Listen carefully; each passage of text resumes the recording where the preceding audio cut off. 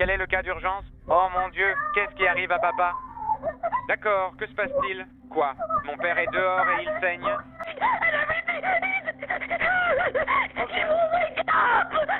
Fabio Cimentilli a été retrouvé par sa fille Isabella. Il avait été poignardé à plusieurs reprises. Pouvez-vous le réveiller? Non, je ne peux pas le toucher. Il est encore content. Il me fait vraiment peur. Est-ce que tu sais ce qui s'est passé? Non, je viens juste de rentrer de l'école. Il y a du sang partout. D'accord, écoute, j'ai eu de l'aide pour ça, d'accord? Papa, s'il te plaît, papa. Non, je me suis arrêtée. Je tremble, je le secoue. Cette affaire se déroule d'une manière que je n'ai jamais vue auparavant. Le nombre incroyable de couches que les enquêteurs doivent retirer pour arriver à la vérité est stupéfiant. Ils ont été placés dans une voiture de police surveillée par vidéo et audio. Monica Sonia Cimentilli, wanted for the murder of Fabio Cimentilli. C'est quoi ce bordel? Sortez-moi de cette voiture.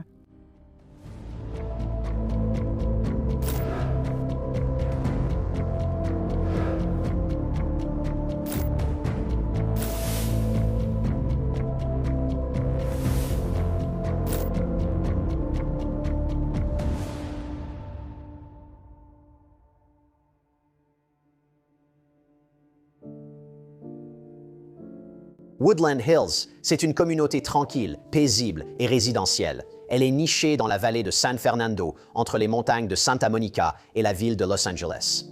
Mais cette tranquillité vole en éclats lorsque le célèbre coiffeur Fabio Cimentilli est retrouvé par sa fille de 16 ans, Isabella, sur la terrasse. Il est en train de saigner et inconscient. Isabella, en voyant son père blessé sur la terrasse, a contacté le 911 911. Ils lui ont dit d'aller voir Fabio et d'essayer de le réanimer. Est-il allongé sur le dos au sol? Non, non, il est penché sur une chaise. Il est comme affalé sur une chaise. L'appel téléphonique que Belen a passé au 911 est vraiment bouleversant. Ce que vous entendez, c'est simplement quelqu'un qui est complètement sous le choc et désespéré. Et donc, elle veut désespérément obtenir de l'aide pour son père et je pense qu'elle essaie encore de comprendre ce qu'elle voit. Peux-tu rouler mon dos sur le dos? D'une manière ou d'une autre? Il faut qu'on le mette sur le dos. D'accord? D'accord. Je vais essayer. Tu fais du bon travail. Oui, continue. Je n'y arrive pas, papa. Je suis désolée, papa. Il est difficile d'imaginer ce que vivait une adolescente en rentrant chez elle. Il y a ce choc de l'inattendu, de voir son père tellement blessé, et je pense que quand quelque chose arrive chez nous, ça brise tout sentiment de sécurité que nous avons. Je crois que nous pensons toutes qu'en rentrant chez nous, nous serons en sécurité. Les secours arrivent sur les lieux et font tout ce qu'ils peuvent pour essayer de sauver la vie de Fabio, mais il est trop tard. Il est déclaré mort. À ce moment, le détective Ryan Verna intervient après avoir reçu un appel pour aller chez les Cimentilli. Nous arrivons sur la scène du crime, elle est déjà bouclée. Les pompiers sont là, la police aussi, il y a déjà des agents en uniforme sur place. La scène a été délimitée par un ruban. Monica et les deux filles étaient de l'autre côté de la rue, chez un voisin. La cuisine donnait directement sur le patio, où se trouvait le corps de Fabio. Il y avait une grande quantité de sang dans le patio. Fabio avait des blessures à tous les endroits critiques. Si quelqu'un voulait tuer quelqu'un, ce seraient toutes des blessures par arme blanche au cou, au cœur, à l'artère fémorale. Il y avait une grande perte de sang. Le médecin légiste du comté de Los Angeles à l'époque a déterminé qu'il s'agissait d'un homicide en raison de blessures causées par une arme tranchante. D'après tout le monde, Fabio Cimentilli était adoré par ses clients, ses amis, sa famille. Donc la police doit examiner son passé pour comprendre qui aurait pu le vouloir mort à ce point. Fabio Cimentilli était un cadre dans une entreprise appelée Wella. Il faisait partie du groupe Procter & Gamble. Il était une influence majeure parmi son groupe de coiffeurs et il était bien connu pour coiffer les cheveux de célébrités de premier plan à Hollywood. Il n'était pas seulement la célébrité qui coiffait des personnes célèbres comme Jennifer Lopez ou Jackie Chan. C'était un mari très dévoué et un père attentionné pour 3 enfants, un issu d'un précédent mariage, Luigi, puis il avait 2 filles, Jessica et Bella, avec sa femme, Monica.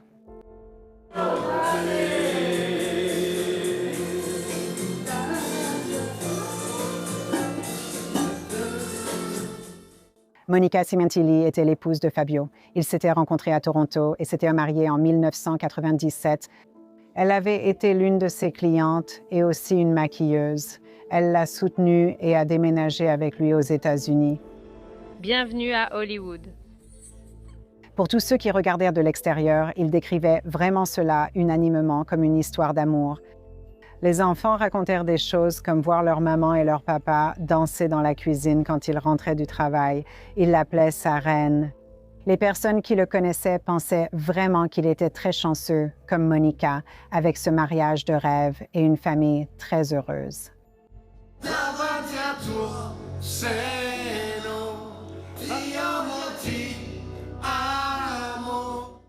Ils se préparaient, quelques semaines avant son meurtre, à célébrer leur 20e anniversaire de mariage. Alors les détectives interrogent l'épouse de Fabio, Monica, et leurs 2 filles, Jessica et Isabelle, chez le voisin. Ces entretiens cherchaient surtout à savoir ce qu'elles avaient fait ce jour-là, à quel moment et à obtenir plus d'informations. Leur père avait-il des ennemis? Quelqu'un rôdait-il près de la maison? Qui n'aurait pas dû s'y trouver? Quand nous avons interrogé Monica, à chaque question sur Fabio, s'il avait potentiellement un ennemi ou des problèmes, il n'y avait rien. Fabio était un homme bien, c'est tout. Et nous lui avons demandé si elle avait eu des harceleurs, un petit ami ou quoi que ce soit d'autre.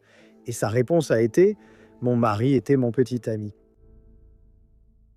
Après avoir sécurisé la scène, les enquêteurs se rendent compte que cet agresseur a également cambriolé la résidence des Cimentili. Alors maintenant, ils doivent se demander: est-ce un crime aléatoire qui a simplement très mal tourné? Il y avait des preuves de saccage dans la maison.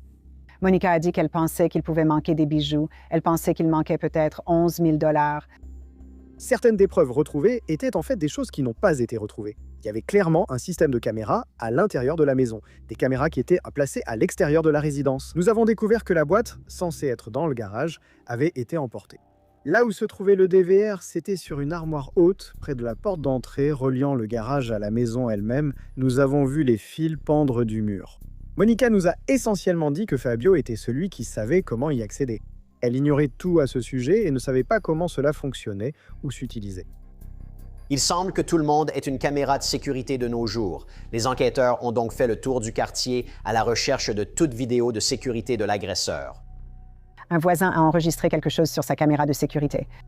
Ces 2 silhouettes ressemblaient à des hommes qui couraient dans la rue à peu près au même moment. Nous voyons les 2 courir vers la résidence. Avant le meurtre, les suspects portant de grands sweats à capuche, avec les capuches serrées autour d'un trou à peu près de cette taille, pour ne pas être exposés. On ne peut pas voir grand-chose de la personne elle-même à part les vêtements. Et ces types courent avec détermination, ils ne font pas du jogging. Donc d'après ce que nous voyons sur la vidéo, il semble que ce seront nos suspects. Et il y a un autre moment capturé par la caméra qui attire l'attention des enquêteurs. Nous voyons à nouveau cette personne portant un sweat à capuche vert distinctif, après le meurtre, s'éloigner de la scène en voiture. Et la Porsche 911 noire de Fabio Cimentili. Grâce aux images de vidéosurveillance du voisin, les enquêteurs découvrent que les tueurs n'ont mis que 7 minutes pour attaquer. Fabio saccage la maison et prend la fuite à bord de sa Porsche. La durée nécessaire pour commettre ce crime nous a fait penser qu'un plan existait pour tuer Fabio Cimentili et pour faire croire qu'il s'agissait d'un cambriolage. Et, comme c'est le cas dans la plupart des homicides, le corps de Fabio fournit un autre indice aux enquêteurs. Lors d'une attaque à l'arme blanche, on voit souvent des blessures de défense, comme si la victime avait levé les mains pour se protéger et avait été coupée. Rien ne concernait Fabio, cela paraissait donc clairement une attaque surprise. La scène de crime en dit également beaucoup aux enquêteurs sur ce qui a pu se passer pendant et après ce meurtre. Dans la cuisine, on trouvait des traces de sang transférées, des empreintes de chaussures ensanglantées et quelques gouttes de sang qui nous intéressaient particulièrement. Elles semblaient avoir été projetées, comme si quelqu'un était passé en saignant d'une blessure. Nous pensions que le sang allait être lié à notre meurtrier. Tandis que les preuves sanguines sont analysées, Fabio Cimentili est enterré par sa famille et ses amis. Et c'est ici qu'il se passe quelque chose de très étrange lors de la cérémonie commémorative, qui, bien sûr, est remplie d'amis et de proches en deuil. Plusieurs remarquent la présence d'un homme inconnu. Les gens se demandent qui est cette personne, ce qu'il fait là et pourquoi il passe autant de temps avec Monica.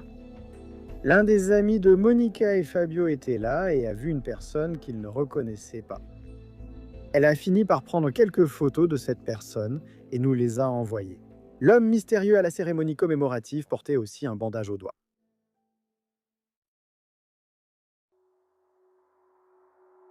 Quand nous avons reçu les photos, elle a dit qu'elle pensait que la personne s'appelait Rob, qu'il pourrait être lié aux amis de racquetball ou de gym que Monica avait. La police a finalement pu identifier la personne qui était présente à la cérémonie commémorative. Il s'agissait de Robert Baker, il était instructeur de racquetball pour Monica Cementelli et plusieurs de ses amis. Il se passe beaucoup de choses en même temps dans cette enquête. Donc, pendant que les autorités enquêtent sur ce type Rob, ils retrouvent en fait la Porsche volée de Fabio. La Porsche de Fabio a été retrouvée à quelques kilomètres du lieu du meurtre. La Porsche avait été abandonnée la nuit du meurtre et un voisin, l'ayant vue stationner plusieurs jours, avait signalé sa présence. Sur place, des traces de sang étaient visibles à l'intérieur du véhicule, notamment sur le panneau de la porte. Les forces de l'ordre l'ont soumis à une analyse ADN et le résultat est un match. Ce résultat correspondait à Robert Baker, la même personne qui avait assisté à la cérémonie commémorative de Fabio. Le sang principal, qui s'est avéré être celui de Rob Baker, se trouvait en fait à l'intérieur de la Porsche. Il y avait aussi un peu de sang dans la maison qui correspondait, mais principalement, la correspondance venait de la Porsche. Robert Baker apparaît, parce que si vous avez été condamné pour un crime, votre ADN sera dans CODIS. Alors il se demande, qui est Robert Baker? On remonte à quand? À la fin de son adolescence, début vingtaine, il était policier militaire. Il a été renvoyé de l'armée avec déshonneur parce qu'il a eu une liaison avec la fille de sa femme de l'époque, donc il a fait de la prison pour ça. Il avait déjà été condamné pour une infraction sexuelle pour laquelle il était inscrit comme délinquant sexuel. À sa sortie de l'armée, il s'est impliqué dans l'industrie du film pour adultes. Et à ce moment-là, la fille qu'il avait agressée est devenue l'une de ses actrices de films pour adultes. Il avait un passé assez trouble. Rob Baker est désormais le principal suspect des forces de l'ordre dans le meurtre de Fabio Cementelli. Peu importe ce qui s'est passé, Rob Baker n'aurait jamais dû être dans la Porsche de Fabio. Nous savions que la Porsche était à la maison avant le meurtre. On l'a vu quitter la scène sur la vidéo et du sang de Rob Baker a été trouvé dedans. Savez-vous, quand Rob Baker s'est blessé, le meurtre a bien été commis avec un objet tranchant, non? C'est pourquoi nous pensons que Rob Baker est sûrement notre homme. Les enquêteurs ont immédiatement mis Baker sous surveillance. D'après la surveillance, il était clair que Monica Cimentilli se préparait comme si elle sortait en ville avec Rob Baker. Les enquêteurs découvrent qu'il n'est pas seulement son entraîneur de racquetball, mais aussi son amant. Il y avait de l'affection entre eux deux, et en plus de cela, Monica montrait aussi de l'affection envers d'autres personnes. Un videur dans l'un de ses bars miteux. Ce n'était pas un comportement typique d'une veuve en deuil. Cela nous a clairement amenés à nous concentrer sur Monica et sur ce que Monica faisait. Gardez à l'esprit que si vous êtes marié et avez une liaison, mieux vaut espérer que votre conjoint ne meure pas. Car si vous avez une liaison, ils penseront immédiatement que vous avez un mobile pour ce crime. Vous aviez Monica Cementelli qui aurait eu une relation fantastique avec Fabio. Mais quand on creusait un peu, en réalité, elle avait une liaison amoureuse très torride avec Robert Baker. Et gardez à l'esprit que cette liaison n'a pas cessé à sa mort. Elle a continué à le voir, à prendre des photos avec lui. Il ne semblait y avoir aucun signe qu'elle souffrait. D'une quelconque manière de la perte de son mari. Nous avons pris rendez-vous avec Monica peu de temps après le début de la surveillance, le 21 février 2017. Et pendant cet entretien, nous avons interrogé Monica. Nous avons aussi interrogé Jessica, qui était également à la maison à ce moment-là. Jessica nous avait dit qu'à un moment donné, Rob Baker avait passé une nuit à la maison, des mois avant le meurtre. Et l'histoire était que Rob avait trop bu et qu'il avait besoin de dormir pour cuver à l'intérieur de la maison. Quand nous avons demandé à Monica qui était Rob ce jour-là, Monica a fait tout ce qu'elle pouvait au début pour éviter de parler de Rob Baker. Nous avons insisté, « Vous jouez au racquetball? Êtes-vous dans une ligue? Qui cela pourrait-il être ?»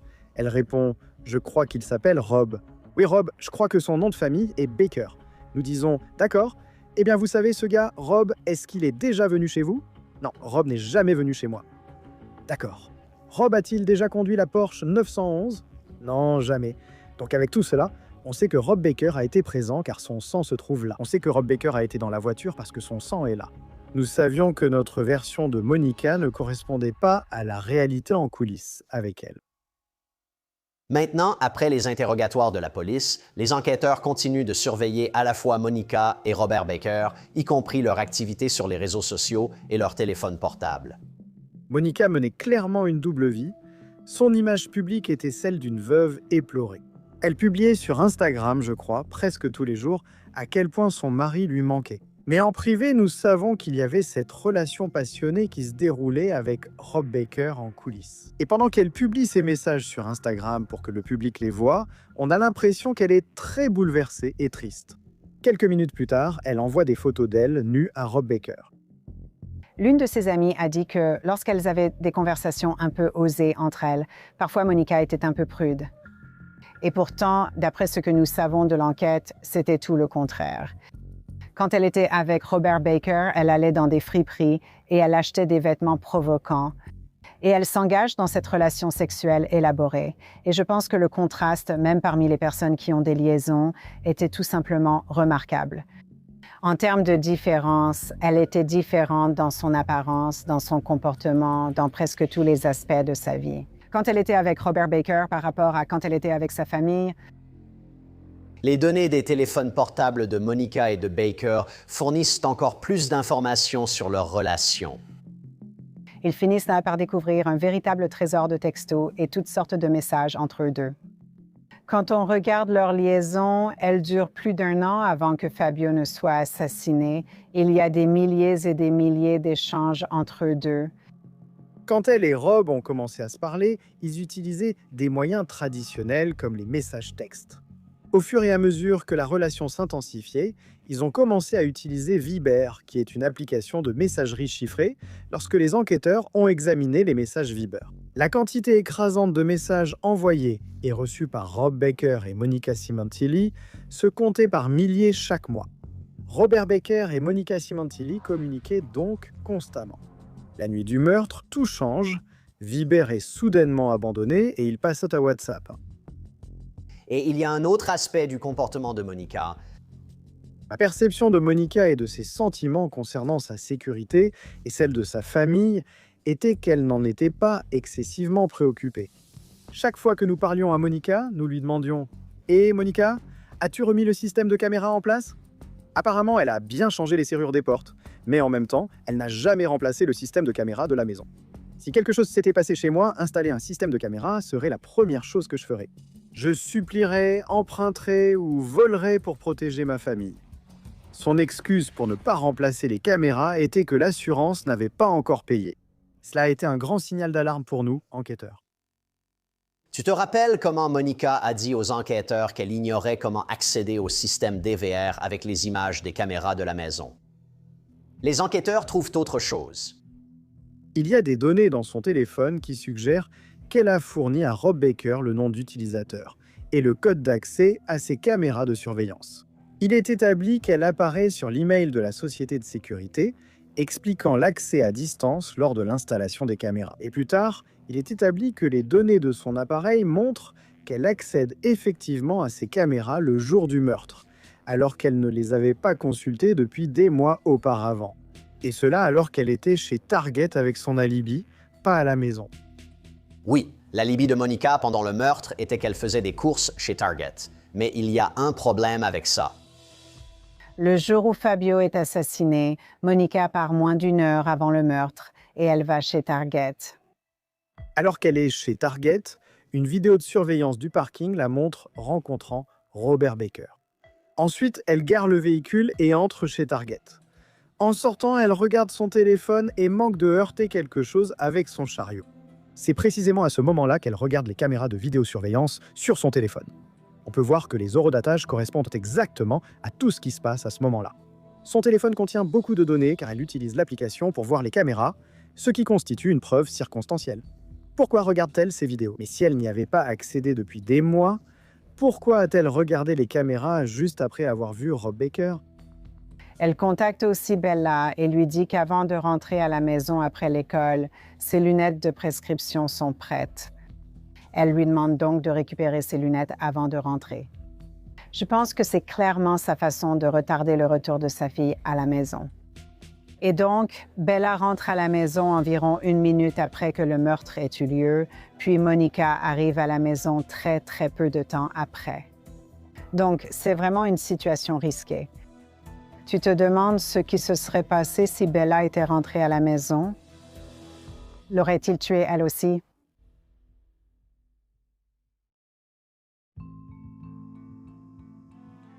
Bonjour, ici message pour Julie. Je suis Monica Simantilli. Nous avons parlé aujourd'hui au sujet du plan d'action de mon défunt mari. Un autre élément concernant les preuves comportementales après le meurtre, c'est la rapidité avec laquelle elle commence à se concentrer sur l'argent et la police d'assurance vie et à quelle vitesse cela peut arriver. Lorsque nous avions parlé à Monica de l'assurance au début de cette affaire, nous lui avions demandé s'il avait une assurance vie. Elle nous avait dit qu'elle n'en avait aucune idée. Mon avocat a un formulaire que vous m'avez envoyé, mais on se demande juste, j'ai besoin de savoir, est-ce que je suis la bénéficiaire? Y a-t-il un bénéficiaire? Sinon, nous devons aller au tribunal et je ne connais pas la suite. Pouvez-vous juste me dire si vous savez qui est le bénéficiaire? En coulisses, Monica savait déjà pour l'assurance vie. Ils appellent et tentent d'obtenir l'argent. Bonjour, je m'appelle Monica Simantilli. J'appelle au nom de mon défunt mari, Fabio Simantilli. J'appelle au sujet de ses chaussettes et de divers usages. Mon avocate d'État n'arrive à joindre personne. Je ne comprends pas pourquoi. Si Monica avait réussi à obtenir l'argent de l'assurance vie, cela aurait largement dépassé 2 millions de dollars à ce stade. Les détectives estiment avoir assez de preuves circonstancielles pour relier Monica Simantilli au meurtre de son mari, Fabio. La police pense qu'elle a commis le crime pour diverses raisons. L'une d'elles est la police d'assurance vie de Fabio, et aussi, de façon significative, pour qu'elle puisse poursuivre sa liaison amoureuse avec Robert Baker. Monica est liée à cette affaire par une montagne de preuves circonstancielles. Quand vous n'avez qu'un seul élément, vous pouvez l'ignorer. C'est très facile. Mais quand vous avez des centaines de preuves circonstancielles qui pointent vers une personne, là, il faut vraiment s'y intéresser. Le 14 juin 2017, la police arrête officiellement Rob Baker et Monica Simantilli pour le meurtre. Je sais, écoute, n'écoute pas, il faut prendre un avocat tout de suite. Ils ont été placés dans une voiture de police sous surveillance vidéo et audio lors d'une opération de la division homicide et vol. Ce n'était donc pas juste une arrestation classique. Un faux mandat a été lu à la radio pour que Monica et Rob Baker entendent qu'elle avait un mandat d'arrêt actif pour le meurtre de Fabio Simantilli. Tout cela a servi de mise en scène pour ancrer cela dans leur esprit et observer leur réaction ensemble dans la voiture. Numéro 2, Monica. Sonia Simantilli, recherchée pour homicide au premier degré, affaire 187 ou pour le meurtre de Fabio Simantilli. Qu'est-ce que... Faites-moi sortir de cette voiture. Qu'est-ce que...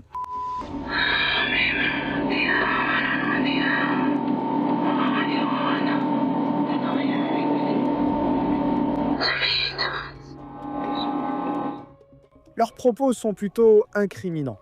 Ils évoquent en quelqu'un qui a parlé. Normalement, une personne arrêtée pour le meurtre de son mari ne mentionne pas cela. Ils disent « Je n'ai pas fait ça, c'est fou ». Qu'est-ce qui se passe? Sam, oui. J'ai tout entendu, c'est quoi? Il y a un mandat d'arrêt contre toi pour meurtre. Oh mon Dieu, mon mari a été assassiné il y a 5 mois. Écoutez, je suis vraiment désolé pour votre perte. Comment est-ce possible? Je peux seulement dire qu'il y a un mandat d'arrêt contre vous et je vais appeler immédiatement. Oh mon Dieu.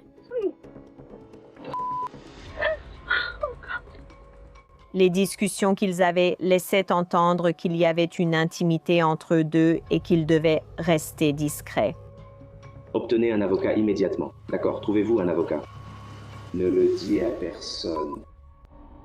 Get a lawyer immediately. Eh ben, bon affaire. Rob Baker et Monica Simantilli ont été inculpés de meurtre et de complot de meurtre. Après l'arrestation de Robert Baker et Monica Simantilli, les enquêteurs interrogent Monica au commissariat de Van Nuys. Je n'arrive pas à y croire. Je ne crois pas que Rob ait fait ça. Monica affirme ne pas croire que Rob Baker soit impliqué dans le meurtre. La seule autre chose à laquelle je pense, c'est que son ADN doit être chez moi, sûrement quand je lui ai frappé la main. Nous avons aussi joué au racquetball. J'ai rapporté la serviette à la maison, l'ai montrée à mon mari, qui m'a dit « Ne la lave pas, je vais la jeter ». Elle prétend que son sang s'est retrouvé dans la maison parce qu'il jouait au racquetball et qu'elle a frappé Rob Baker avec une raquette, le faisant saigner. Le sang a été transféré sur une serviette, puis probablement apporté dans la maison par celle-ci. On aurait dit que l'histoire avait été inventée avant leur arrestation. Même avec Monica et Baker en garde à vue, les enquêteurs trouvent encore des moyens astucieux de les réunir et de les faire parler. Lorsque Monica Cimentilli et Robert Baker étaient en garde à vue et qu'ils étaient transportés pour leur comparution au tribunal, ils étaient placés dans de petites cellules voisines. Ils étaient surveillés par des dispositifs d'écoute. Tiens bon, chérie, sois forte. J'ai besoin de toi tout comme tu as besoin de moi. Espérons qu'il te libère sous caution.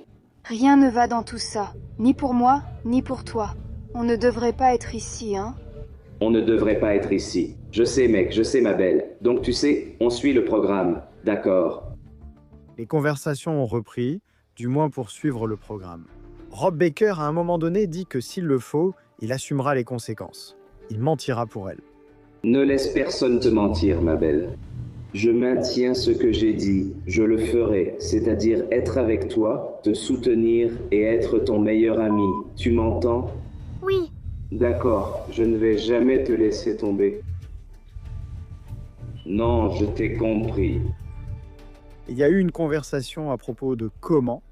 Pendant le comptage d'une nuit en prison, un agent de détention est passé et a dit « Eh, mademoiselle Cimentilli, on demande le comptage ». Elle était contrariée contre cette personne car il devait l'appeler mademoiselle Baker. Elles planifient aussi beaucoup leur mariage. Il y a comme un aspect fantaisiste à tout ça, surtout vu la situation dans laquelle elles se trouvent actuellement. Elles pratiquent une sorte de stimulation sexuelle mutuelle. Elles se déclarent leur amour. Et donc, les enregistrements capturés lors de certaines de ces conversations entre elles sont vraiment accablants. Et cela montre vraiment l'aspect de conspiration du point de vue juridique. À un moment donné, un tube de dentifrice a été laissé lors d'une comparution en prison. Le tube de dentifrice a été récupéré par le département du shérif du comté de Los Angeles et il a été découvert que le tube de dentifrice contenait le sperme de Rob Baker. Tout au long de cette relation, il y a un tel sentiment d'immaturité, dans une certaine mesure. C'est bien, tu veux voir le mien? Tu es sûr? D'accord. Je ne vois rien. Je ne le vois pas du tout. Qu'est-ce que ça dit? Monica discute avec l'une de ses filles et elle relève ses cheveux et montre à l'arrière de son cou ce genre de tatouage où il est écrit « Jusqu'à la mort » et elle en est fière. Tu ne pouvais pas le voir. Il est écrit « Jusqu'à la mort ». Ok. Je plaisante, c'est juste un stylo. J'ai envie de plaisanter. On dirait qu'elle se vante devant sa fille. Ce que cela montre, c'est que la relation de Monica avec Robert Baker a vraiment éclipsé tout le reste dans sa vie, y compris son attention envers ses filles. Donc, en raison de la pandémie de COVID-19 et des audiences préliminaires, le procès de Monica et Baker est retardé de 6 ans. Et puis, Baker fait quelque chose qui change tout. En juillet 2023, Robert Baker a plaidé coupable devant le tribunal pour le meurtre de Fabio Cimentilli. Plaider ouvertement devant le tribunal, c'est entrer en audience sans accord préalable entre l'accusation et la défense, puis modifier sa déclaration en plaidant coupable.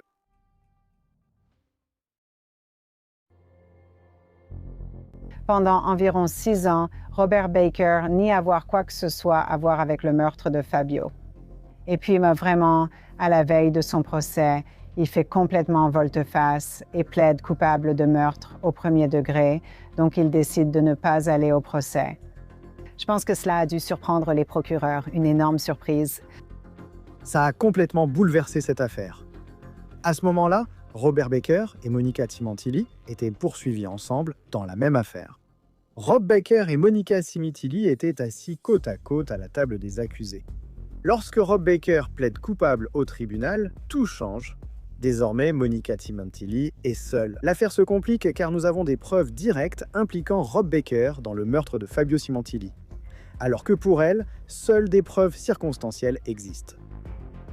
Robert Baker est plein de surprises car, dans une démarche peu orthodoxe, Il décide d'écrire une lettre aux avocats au nom de Monica.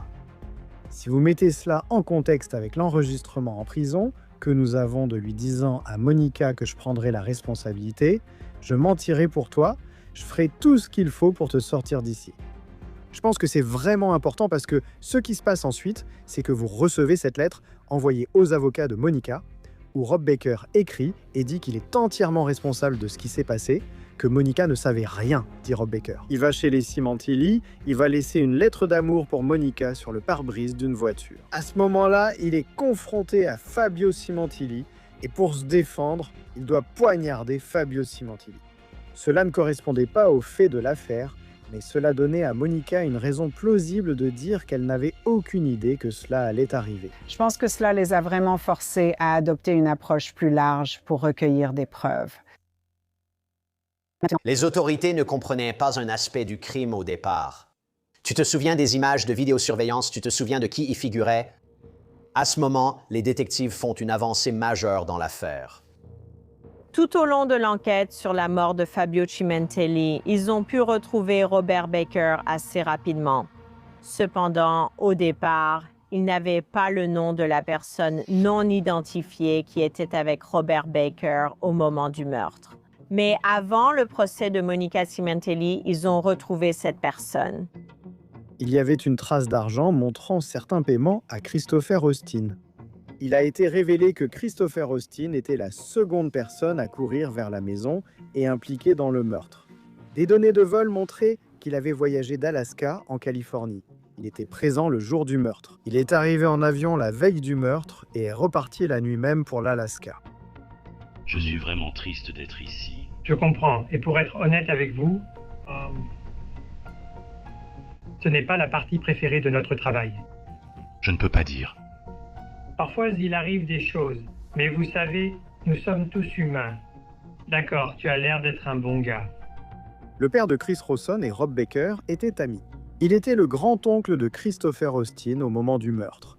Et avant cela, Christopher Austin admirait Rob Baker. Il faisait des petits boulots, envoyait Chris Rawson chercher de la nourriture et faire les courses, et Chris Rawson exécutait tout. Honnêtement, détective, j'ai toujours essayé de bien faire, et ce jour-là, j'ai été impliqué dans quelque chose d'horrible, et j'ai pleuré. Cela montre que, malgré tout le bienfait, un acte vraiment mauvais efface tout le reste. Il parle du fait que son ami Robert Baker l'avait approché, lui avait dit qu'il avait besoin d'aide, lui avait d'abord dit que Monica était dans une relation abusive et qu'il avait besoin de son aide. Il voulait qu'il soit la personne qui fasse le guet. Il a laissé entendre qu'il y aurait aussi un avantage financier pour lui et donc Christophe accepte essentiellement d'aider Robert Baker pour ce meurtre. Il a dit, nous allons examiner cela. D'accord. Alors 1, 2, 3, on y va. Qu'est-ce que ça veut dire? Goldo, tu as fait ce que tu voulais. Quand je l'ai entendu. Eh bien, ce n'était pas d'être blessé. Oui, je sais. Est-ce que tu l'as arrêté, au moins? Je sais que ça te pèse depuis longtemps, d'accord. Mais c'est important pour nous de le savoir. Mais de ta part, Édouard, ce que je te demande, combien de fois l'as-tu poignardé? D'accord, une fois ou... Christopher Austin dit que lorsqu'ils sont arrivés à la résidence Cimentilli, la porte d'entrée était déverrouillée. Rob Baker savait que la porte d'entrée serait déverrouillée. Ils sont entrés dans la maison. Au 1, 2, 3, go, ils ont couru dans le jardin. Christopher Austin a maintenu Fabio Cimentilli au sol, pendant que Rob Baker portait la plupart des coups de couteau. Chris Ross admet avoir poignardé Fabio Cimentilli une fois. Ensuite, ils ont mis la maison sens dessus-dessous, sont montés dans la voiture et se sont enfuis.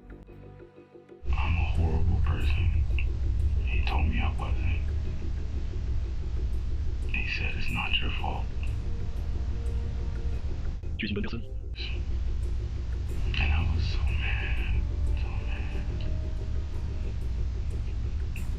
On m'a dit que tu savais que je suis ici. Il a été arrêté, condamné et il a accepté de coopérer contre Monica Cimentilli.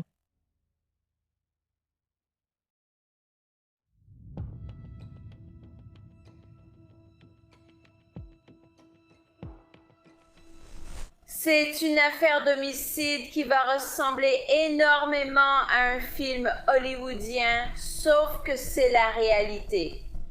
Vous allez en apprendre beaucoup sur l'accusée, Monica Cementilli. Vous allez découvrir ses mensonges et ses tromperies et finalement le meurtre de Fabio Cementilli, son mari dévoué depuis presque 20 ans. L'affaire du procureur était assez simple. Ils ont soutenu que Monica Cementilli avait un mobile pour tuer son mari, c'est-à-dire les polices d'assurance vie, parce qu'elle avait une liaison et voulait quitter son mari et que cette liaison a continué.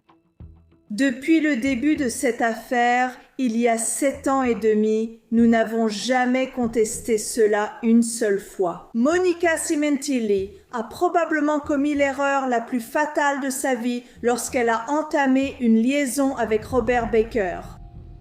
Mais cela n'a rien à voir avec le fait que Monica voulait la mort de Fabio ou qu'elle ait conspiré pour le tuer.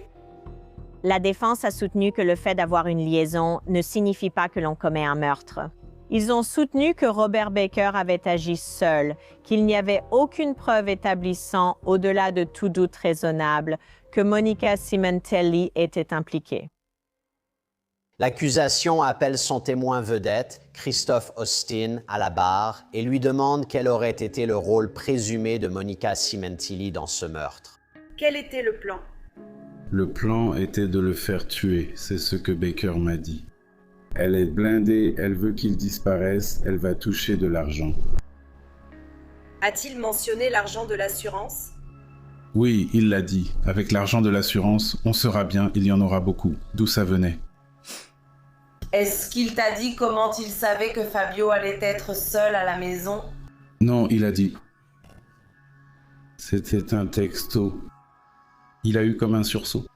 Il a dit « Yo, il est seul chez lui, elle va laisser la porte. » Et quand il a dit qu'elle l'a fait, il t'a dit qui elle était ?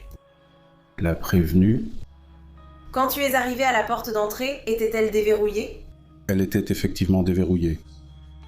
Chris Rustin a témoigné qu'il était déjà allé chez les Cementilli auparavant. En fait, à une occasion, il s'y était rendu avec Robert Baker et Monica Cementilli était à la maison. Elle leur a fait visiter la maison pour qu'ils la connaissent et leur a offert de la pizza pour qu'ils s'y sentent à l'aise.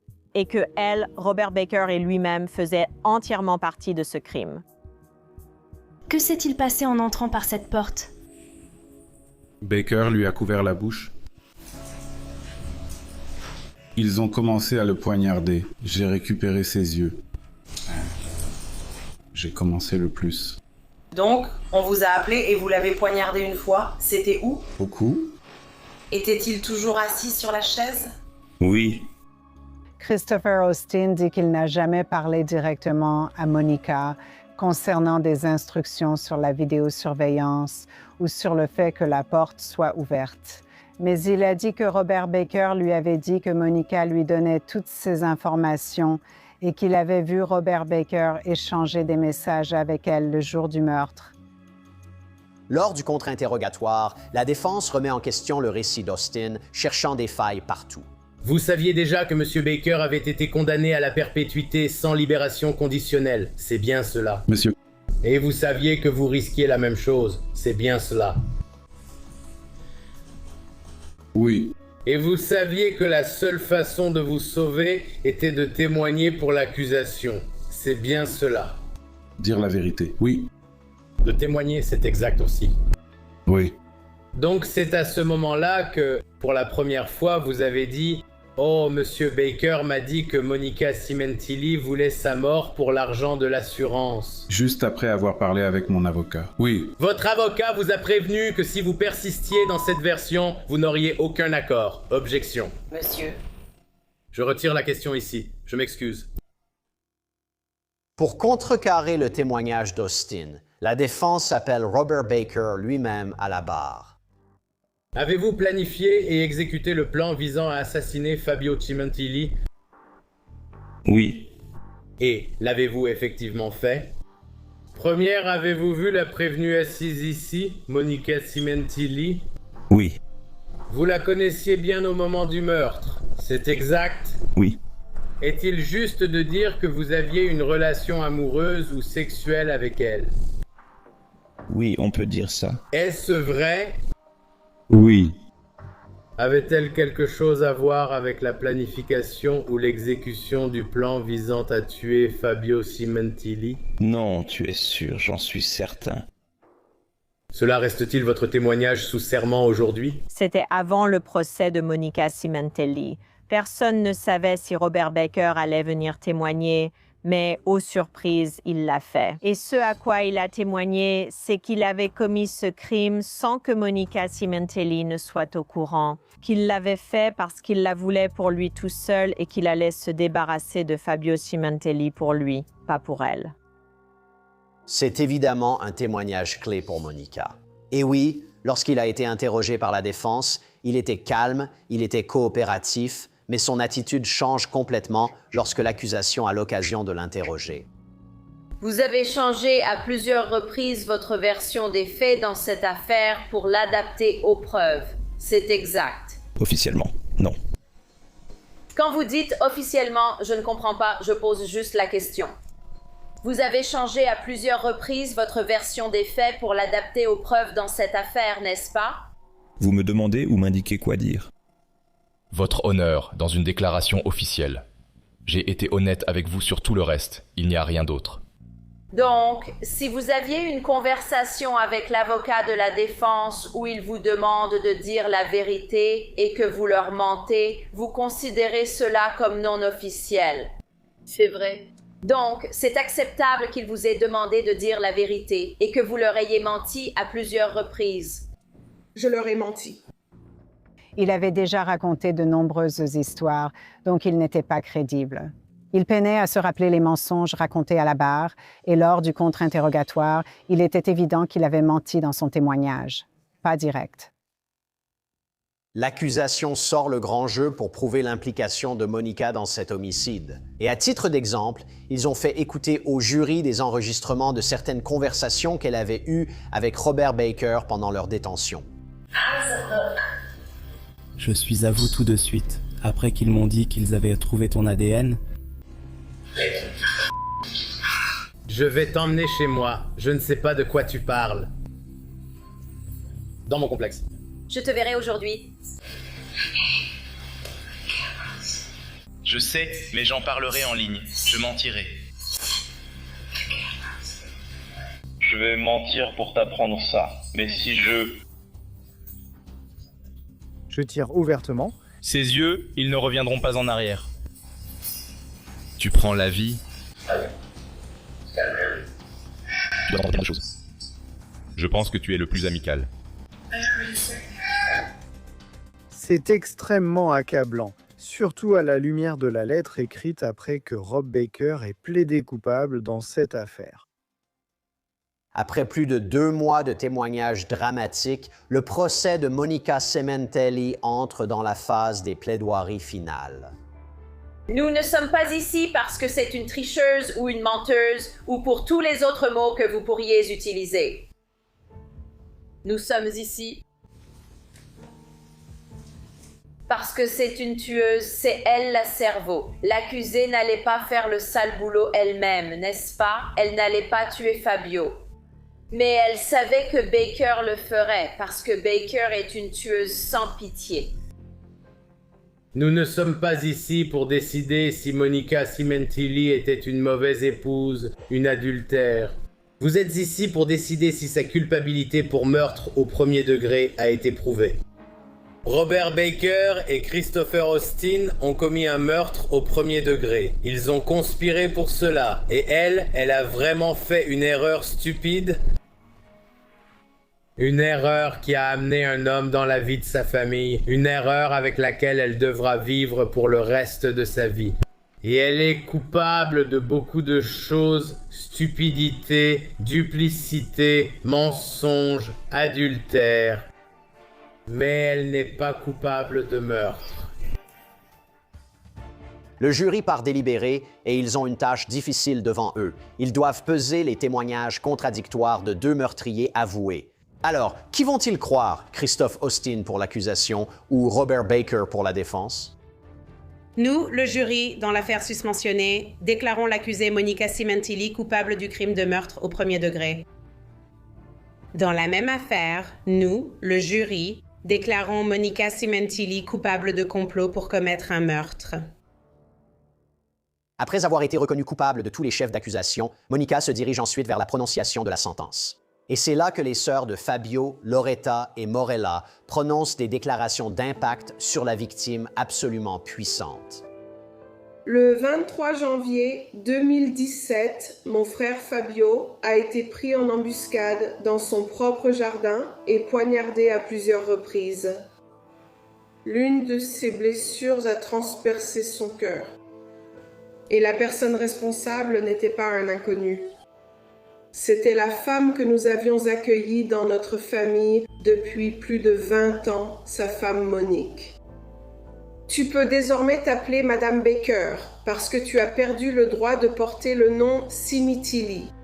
Le monde te voit maintenant pour ce que tu es, une prostituée et une meurtrière. Tu as brisé l'avenir de tes filles, volé leur innocence et détruit la sécurité de leur monde.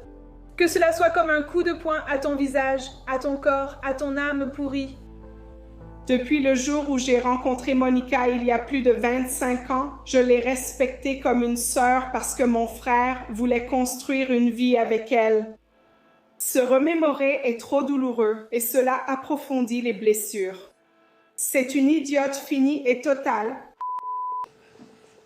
La regarder s'habiller comme une traînée. Pour Baker, vivre 6 mois avec de l'argent sale, seule une diablesse pourrait manipuler la réalité pour satisfaire ses propres désirs. Dans tous mes pires cauchemars, je n'aurais jamais pu imaginer un plan aussi calculé. Monica, tu es un démon. Elle ne peut même pas me regarder. Aujourd'hui, une peine à perpétuité nous libérera de la douleur atroce qu'elle nous a fait endurer. À mon cher frère Fabio, tu peux enfin te reposer maintenant. Que ton amour et nos paroles apaisent ton âme. La justice a été rendue ici sur Terre. Va maintenant, va dans les bras de ceux qui t'ont précédé, notre père, notre mère, nos oncles et nos cousins. Ils attendent pour t'accueillir dans l'étreinte éternelle de Dieu. Tu es en sécurité maintenant. Plus de souffrance, plus de peur, seulement la lumière, l'amour et la paix. Et puis, les filles de Monica et Fabio présentent leur déclaration sur l'impact de la victime. Et il faut imaginer à quel point elles doivent être déchirées, étant donné qu'elles sont les enfants à la fois de la victime et de l'auteur. Dans l'esprit d'essayer de guérir de cette situation vraiment horrible, j'aimerais parler de mes parents, de la façon dont je me souviens d'eux. Je regarde souvent de vieilles vidéos de famille, juste pour entendre sa voix, pour entendre son rire. Je veux me souvenir de ce que ça faisait d'avoir papa, d'être enveloppé dans ce genre d'amour et de protection. Et puis il y a ma mère, mon pilier. Maintenant que nous pleurons tous les deux nos parents, je n'aurai pas mon père pour me conduire à l'hôtel un jour, je n'aurai pas ma mère pour m'aider quand je deviendrai mère à mon tour. Et pourtant, je vais continuer à me battre pour la justice, pour la vérité et pour ma mère. Je m'appelle Isabella, je suis la plus jeune fille de Monica et Fabio Simentilli. Ma mère était la meilleure, elle faisait tout pour moi. Elle a abandonné sa carrière, quitté sa famille, tout ça pour soutenir mon père et nous offrir une belle vie. Beaucoup de gens pensent que parce que je soutiens ma mère, je ne ressens pas le manque de mon père, mais c'est faux. Je pense à mon père chaque jour. La perte de mon père a été la plus grande de ma vie et ça me fait mal de savoir qu'il ne connaîtra jamais cette version de moi. À ma maman et à mon papa, je vous aime, vous me manquez et je me souviendrai de vous pour toujours, en train de danser dans la cuisine. Après les déclarations des victimes des deux parties, c'est à ce moment-là que le juge prononce sa sentence. Je considère que Fennell était le cerveau de ce complot en vue de commettre un meurtre. Baker n'avait pas l'intelligence nécessaire pour planifier un massacre aussi brutal et bien organisé. Fina n'était pas un acteur du crime dans cette exécution d'un être humain. Fena a condamné sa femme à la prison sans libération conditionnelle. C'est la luxure, non? Moi, c'est l'un des péchés capitaux et tu sais, elle y est tombée. C'est tellement facile dans ce monde d'être une bonne personne. Et elle aurait pu, si elle avait ses sentiments, si elle voulait faire quelque chose en dehors de son mariage. Il suffisait d'aller voir Fabio et de lui dire « Écoute, je crois que j'ai fini ici ». C'était la solution simple et juste, mais elle a préféré faire autrement. Et maintenant, il y a une famille qui est détruite, donc elle mérite absolument d'être en prison pour le reste de sa vie.